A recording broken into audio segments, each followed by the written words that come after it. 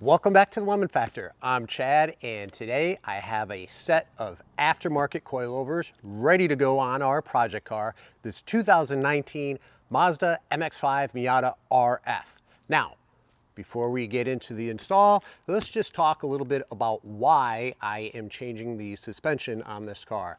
So I'm sure most of you are aware, all the glowing reviews about the Mazda MX-5 and how well it handles. And they're right. However, it's not necessarily because it has high cornering limits. It's more because of the ability for the car to communicate what it is doing with the driver. So you can bring this car to the edge of its performance as far as cornering abilities without getting yourself into trouble. It does an excellent job of letting you know when the car is ready to break loose. It's a great driver's car and it's a really fun car to drive. However, it doesn't mean that it doesn't have room for improvement. One thing I've noticed with this car is it definitely leans more when going around corners. The body lean is more than I would like it to be.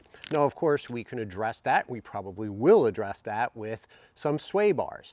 However, it's not just the body lean that I'm looking at controlling. It's also the squat from acceleration and the dive from braking.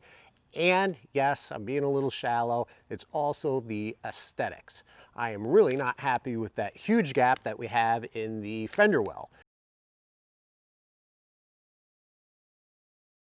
This car is a sports car, sports coupe, and I would like it to look like one. So I definitely want to change that gap, get the wheel to tuck under the fender or at least at the bottom of the fender a little bit more so it's not as noticeable. You can see on the back we have the same problem. So a set of coilovers will give me the ability to adjust the ride height right where I want it to be, which I like. It will also give me the ability to adjust the damping, both the compression and the rebound, which is great for those days where I would like a little bit more of a touring feel, more compliant. I can soften up the shocks. And the days that I like it to be a little bit firmer, more of a spirited drive, I can harden up the shock adjustments. And that is why I have chosen to go with coilovers. Now, for some of you, you may recall I did a video a little while ago about what coilovers are available in the aftermarket for the ND Mazda Miata. And if you haven't taken a look at that video, I'll leave a link in the description below. Go take a look at it because I go through a rather extensive list. It's not all inclusive, but a rather extensive list of coilovers that are available for this car. After going through all of the coilovers, breaking it down based on what I'm looking for, in that video, I narrowed it down to pretty much 3 coilovers. I ended up purchasing the MeisterR. So I got the MeisterR. These are the Zeta CRDs, not to be confused with the GT1s or the club version of each one of these. The GT1s also had a lot of very good reviews. However, at approximately double the price, $1,000 more. Again, they were out of my price range. I'm gonna take the coilovers out of the box. I'm gonna go through what's in the box with you, and then I am going to do a pre-install adjustment of the coilovers just to make sure that they are set up properly to go in the car, and we'll get them on the car. If you haven't subscribed already, please subscribe, turn on notifications. If you like this video, please hit the like button. And if you have any comments, feel free to leave them below. And yeah, let's get started.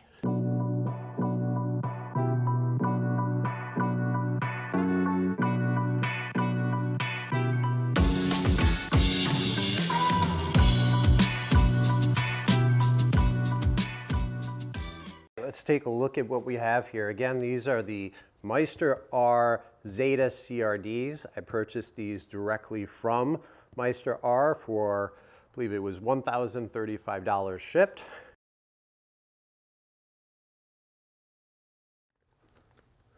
So this is a rear coilover, and the way you can tell is it has 2 mounting bolts.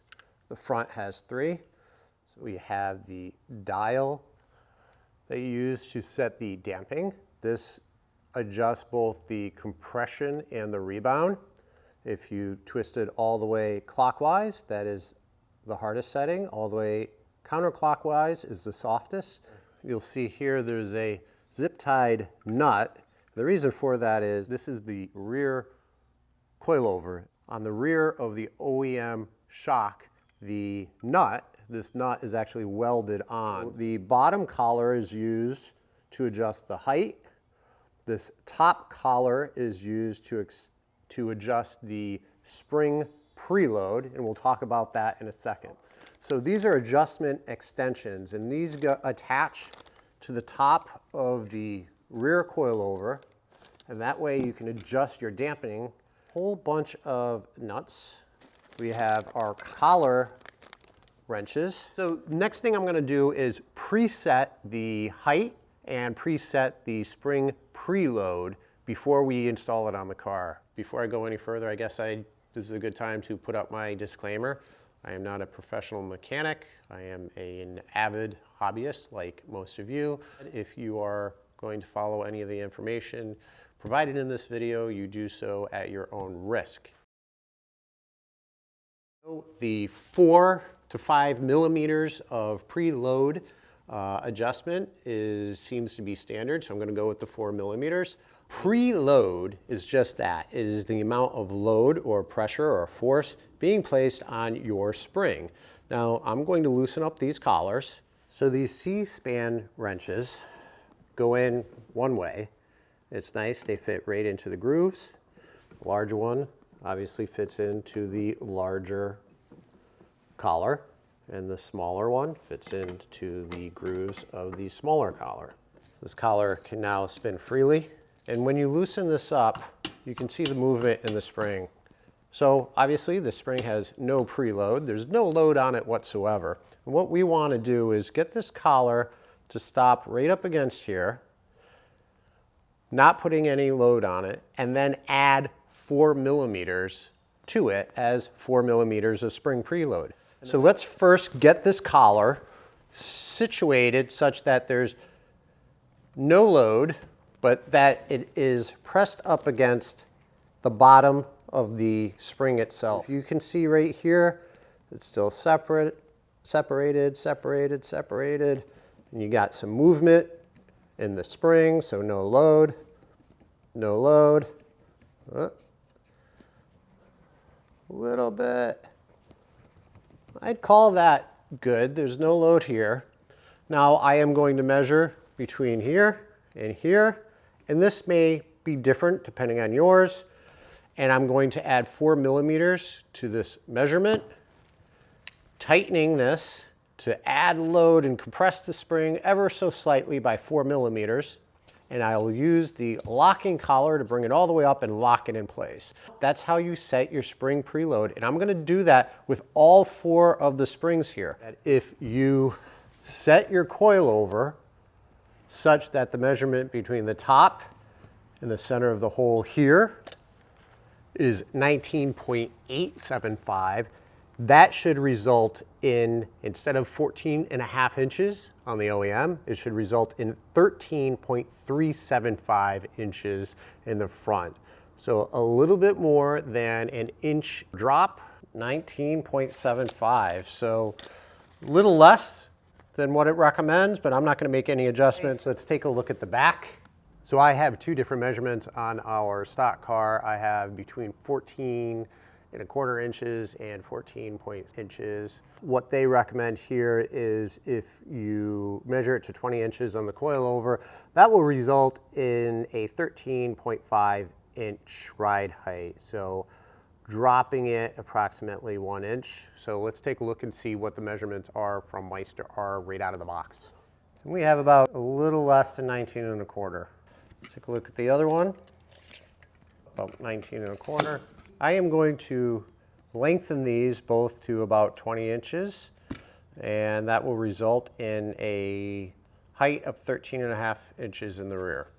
I think that's it for today. Now that we have the coilover set up to be installed, I will prep the car and we'll begin our install. So if you're interested in seeing how to install the MeisterR coilovers on the ND Mazda Miata, and I'm sure this will apply for any coilover you get, whether it's MeisterR or not. Then don't forget to subscribe and turn on notifications. After installing the coilovers, I'm gonna give it a little bit of time. I'm gonna drive the car. I will come back and give my impressions.